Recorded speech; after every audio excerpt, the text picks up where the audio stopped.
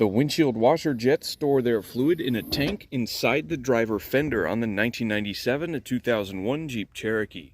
In this video, I'm going to be demonstrating how to replace that tank if yours is cracked and leaking, and in doing so, you'll be able to replace the fluid level sensor or the washer pumps, which are a somewhat common failure point on the XJs. You don't need to remove the tank to replace the pumps, we'll just have to get the fender liner out. The two pumps are located on the front of the tank at its lowest point. The top one is for the optional rear sprayer, which doesn't work on my Jeep, and the bottom one is for the front sprayers. First, crack the lug nuts free, as we gotta get the driver front wheel off so we have some room to work. With a back wheel chalked, I lifted and supported the front corner of the Jeep. Then remove the airbox, again just for some more working room. I don't have mine bolted down, but if you're a normal person, just 3 1/2-inch bolts on the bottom hold it in. The fill cap for the washer tank is just press fit into a rubber grommet, so firmly grasp it and pull it out. Then 2 8mm bolts hold the tank to the inner fender, one right behind the fill cap and the other kind of buried by the headlight harness connector. Now look for all the plastic panel clips that hold in the fender liner and pop them all out with panel clip pliers. I counted 8 of them in total, along with 3 of these weird metal things. And then just start folding the liner out of the way.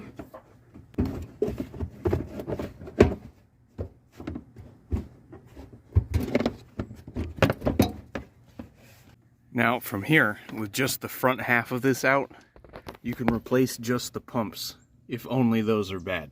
But if your tank is cracked, let's go ahead and get the rest of this out of here.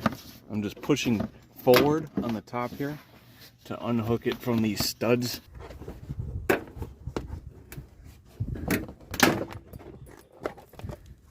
Next, I'm going to drain the tank by rotating the lower pump downwards and removing the hose from it. Fluid's going to start coming out. So I'm just going to kind of try to get as much of it into some sort of a container. You can reuse this stuff, but I find that it's usually a lot dirtier than you remember it being.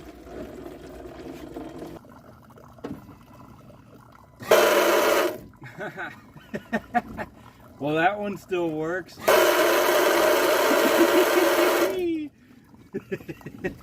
That's a quick way to empty the tank, huh? Up here on the top side, you'll notice these 2 plastic hooks. Those are part of the bottle themselves. So from the underside, if I grab the bottle, we're going to push it backwards, which, as you can see, will unhook those. And then from underneath here, we can push it forward and down, and it'll come right out. And that is the much easier way to access these connectors back here. So you can see these pumps are pretty old. They're all crusty. They're starting to fall apart. And well, I bet this one might actually still work. It was just the connectors that were super corroded. If you are just replacing the pumps, they just kind of pop out just like the cap does. You just kind of got to pull it against this rubber grommet. And it's the same thing with the level sensor here. That just kind of pulls out. Got to finagle it a little bit.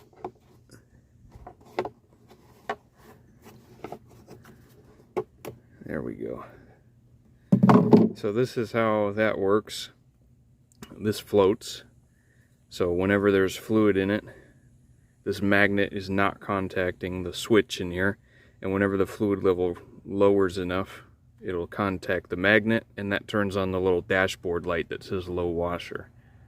You'll notice on the old pumps they have different connectors. This one with the actual plug connector is for the front, and this one with just the 2 little prongs on it would be for the rear one. On my replacement pumps that I got a while ago, they both just have the prongs, as you can see. So they came with this little adapter harness. All you gotta do is just plug that right onto one of them, and now we have a connector that'll work with the existing harness. Alright, so now we've got this big old mess of wires, and I know somebody's gonna get it all confused, so let's walk through it. You'll find that the hose and the connector that goes with it are taped together. So this is the rear connector, and this is the rear hose because they're taped together. So that would only mean this is the front hose and this is the front connector. The smallest one is the level sensor and the single prong is for the horn right here. The adapter harness needs to go with the front pump, the lower one, because it's that connector responsible for activating it. I took some time with dielectric grease and cleaned out the other connector to the rear sprayer, and then plugged in all 4 connectors and both hoses to each pump.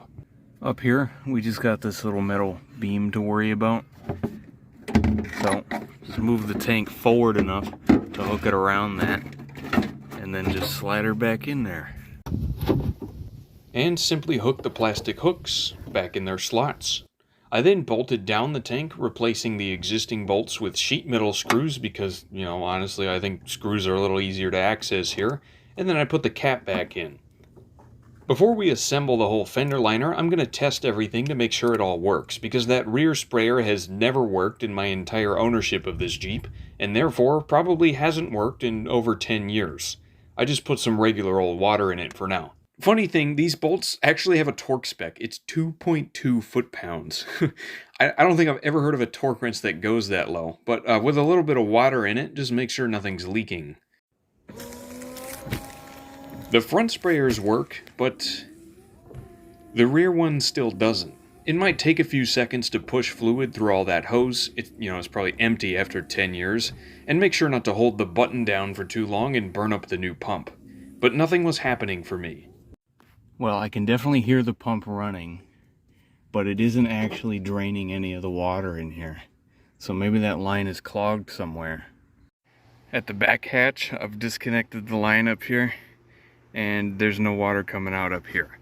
So at some point between there and the pump, it's clogged. I've taken the line off of the pump, run the pump itself, it shoots water out no problem.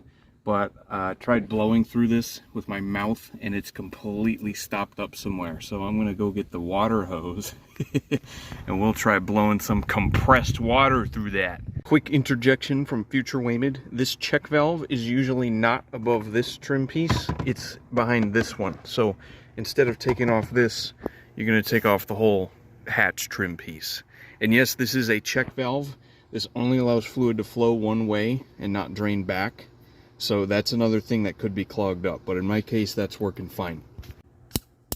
Oh yeah, she doesn't stand a chance. So you guys watch this hose for me, okay? I'm gonna go blow water through it.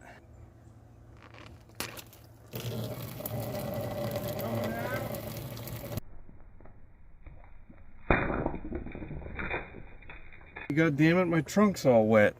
No, I don't see anything.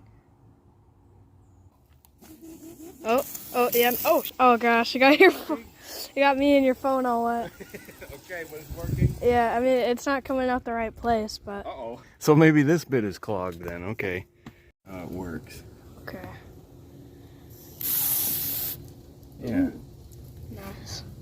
So it only takes a little bit of pressure. What happened there was I just gave it the full force of the hose and it just probably had too much pressure for the smaller line back here. Okay, let's see if this actually works. Ooh. Yeah. Ooh. Oh, look at that. Wow. And with the lines blown out, it's time to reassemble everything. Make sure your hoses and wires are all connected and tucked away, and then raise the fender liner back in place.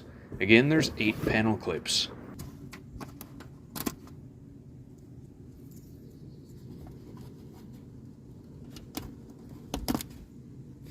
This goes above the front bumper, and then we got 1, 2, 3, 4, 5, 6, 7, 8. And then we got these 3 things which just kind of go over the studs of these screws. And mine's broke. One goes on the back, one goes in the middle on the top, and one goes up front. Now put the wheel back on, get the jack stand out of there, and torque the wheel to 80 foot-pounds.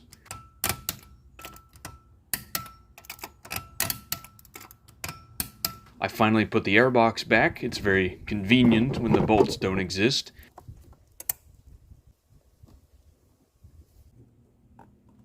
and then just fill the bottle with your favorite flavor of washer fluid.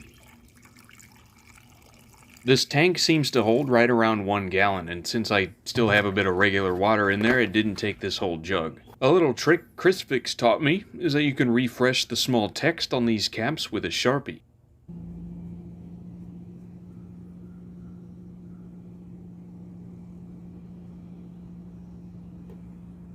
And now, we will want to test drive. God damn it. Some of my eagle-eyed viewers may have noticed the whole time I was working on this project I didn't have a driver front brake caliper, and that's because it locked up like 2 days ago. I was like 2 hours from home and the caliper just decided to seize, so I took it off and clamped off the brake line, and now I only have 3 brakes. It's smoking! So you might be wondering why the hell I bothered messing with the washer fluid reservoir before my own brakes. Well, hey, listen, priorities, man. My rear windshield washer thing didn't work. Screw the brakes, bro. So here's what I'm thinking. I think I'm gonna start sort of a story time with Waymid series. The brake caliper situation was pretty funny, and it doesn't really fit in a video like this. So next up, expect a front brake replacement, because my front pads melted and the rotor is totally warped from hitting like 8,000 degrees.